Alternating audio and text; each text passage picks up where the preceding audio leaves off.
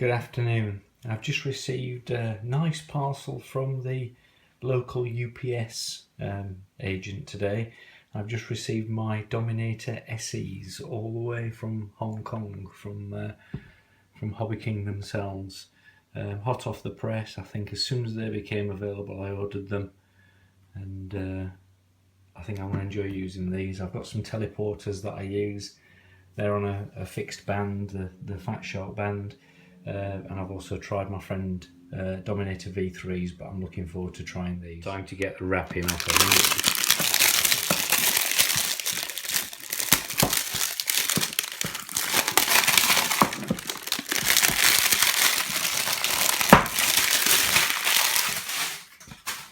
I'll sort the rubbish out later. We've got the specifications there. It's nothing that's not been shown on the website already. Notably, the field of view hasn't been it's been discussed a lot, but it hasn't actually been specified. So it's supposed to have a wide field of view, so I'm looking for perhaps it's something that above 40 degrees, perhaps not quite as good as 50 degrees, probably in the region of 48 degrees, but we won't know until we try them. As you can see, they come in this Apple style of retail box, very nice, close fitting, very reminiscent of the Multi-Star Motors box as well, with this little sleeve that slides over the outside. I'll just remove that. Funnily enough, it actually comes off better off the top than it does off the bottom. It got jammed up, so I'm going to take it off this way. Right, come on. There you go. Apart at last. It just needed a little persuasion to pull them apart. Nice Fatshark case. It's obviously the deep case for the fan base plates. Excuse the clutter. I'm in the middle of building a Super X, but some bits and pieces in the bottom. Some Fatshark stickers, quality sticker. Looks like there's a manual and a couple of pieces of foam for the headset. It's for the faceplate anyway. Inside the case, it's a nice case. It's quite soft, but it feels quite sturdy. Lens cloth, all the bits and pieces. What we've got in there? LiPo battery pack, charging leads. -2 diopter lenses for those that need them. I think I've yet to try that yet. Interesting that they've got a circular polarized aerial, because Fatshark normally include dipoles only. They don't usually give you the expense of this, and these are not a cheap add-on. And they don't also give you a module, but this has got a race band module inside it, I believe. Fan assisted, fan cooled or vented faceplate. It's got the new style guard on so it doesn't damage the vanes. Black strap.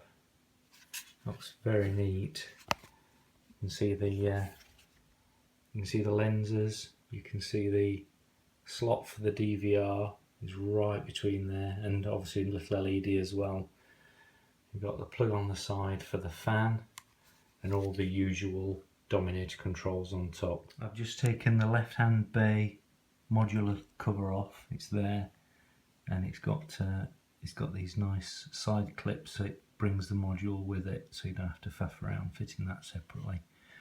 I won't take the other cover off because this is for a head tracking unit or any other modules that you want to use, but I'm not going to be using it with this headset anyway. The module dismounted, race band with Immersion RC, Fatshark bands, band A and band E on there, so it's a 32 band receiver, obviously selectable with a little dip switches on the front.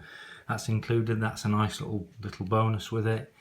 I'll refit it to this, back to the goggles, and give it a try. I've just noticed something else with this module cover. They've actually got a second blanking point, and I have seen that there is now diversity receiver modules, so you can have a flat panel antenna as well as a spiral ring antenna, polarized antenna.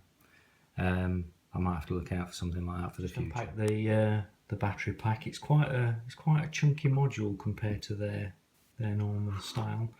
It does have a little LED readout to show you how full it is on top. There are 3 bars. It's got the goggles connection here, and also tucked inside there's this little JST-XH plug for the fan unit. I noticed there's the middle connection has been removed, so you have to charge this as a 2-cell pack, 7.4 volt pack. You can't actually do a balance charge on this without pulling it apart or putting an extra lead in. But obviously Fatshark have thought about that and thought this is the best way forward. I've fitted the polarised aerial to the unit before testing it. Before you plug the power in, always make sure that your aerial's fitted. Whichever style you use, whether it's a patch antenna, whether it's a dipole, or whether it's a circular polarised. You can tell this is circular polarised because it's got R on the top, right hand circular polarised. So make sure your camera, your transmitter is also right hand circular polarised, or a dipole. That will work with this. All of the range will be reduced. There's the battery unit fitted into the strap. It's quite a snug fit. It's not the sleekest of battery packs. I'm sure there's going to be plenty more homemade options to be able to make sure you've got power for your goggles, but at least it's included with a kit, and it's got all the right connections on it. So now we can connect it up. I've just plugged the fan unit in for now, and it looks like I've got a little button there,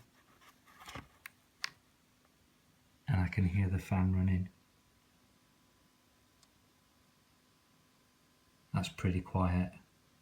Quite pleased with that. So I'm just doing a quick review on these brand new Dominator SEs. I've gone through pretty much the whole of the goggle really. I've just got one of the tiny little Quantum 25 milliwatt cameras, which I've got mounted on a Super X, which is brilliant for indoor and short range outdoor. I've just got this set up and tuned into an open frequency.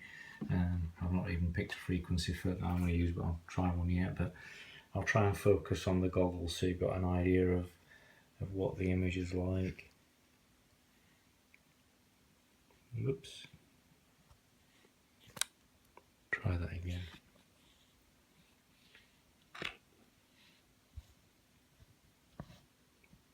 There you go. There's a better idea. The flickering is really just it's just the picking up the frequency off my kitchen light. If I turn it off, there you go. There's the image.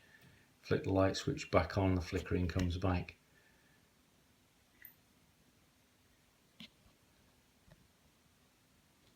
I guess the field of view is probably quite high. It's certainly higher than the Dominator V3s. I've not tried the HD V2, so I can't say what it's like as a comparison, but this looks an absolutely fantastic goggle for what I want to do, which is flying around with my mates, a bit of informal racing, a bit of indoor FPV with a Super X, and one of these tiny little quantum cameras. Believe it or not, these are only 4.5 grams, full 40 channels. And it's got, you can see it's rotary polarized antenna at the top. So I'm well pleased with those. The finish is like a black, orange and black obviously, but it's like a black rubberized finish. It's got a nice feel to it. You've got slots for an AV input, so you can put a separate AV on. There's no HDMI on this, but you can put, there's your head tracking lead. And you've got adjustable sliders for your for the IPD, for your interpupillary distance adjustment, which obviously depends on from person to person really. Tune it in until which is a sweet spot. I've not put any foams on mine yet, but I'm going to charge the battery, get it fully charged, get set up in an aircraft and give them a try. So I hope you enjoy yours as much. Again, I just wanted to add one last warning. Obviously these can get damaged if you leave them up in sunlight, if you leave them up so that the lenses, the sunlight can get to the lenses, you could burn the LCDs out. And now you've got a warning in there, don't leave them exposed to sunlight, you could get LCD damage, which is, I think it really writes them off the cost of it, the expense. The best thing to do is keep them in the box and keep them covered over. Have fun, bye!